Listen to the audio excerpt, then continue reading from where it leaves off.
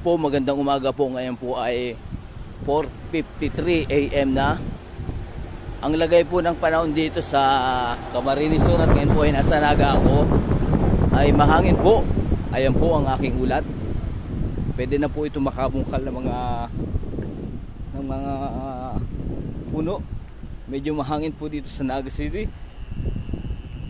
At yan, mag-iingat po yung mga mamamayang Pilipino dyan sa kanilang mga bahay. Medyo ang bagyo po ay hangin at medyo mahina ang pag-ulan dito sa Naga, pero pwede na rin makapagbaha. Kaya mag-iingat po mga kababayan. Good morning. Good morning, good morning, good morning, good morning, good morning. At napakalakas po na hangin dito sa Naga City po. Nadadala ako.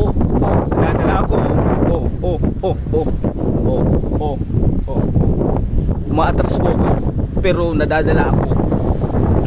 Diyan muna kayo at ito ang update sa balita.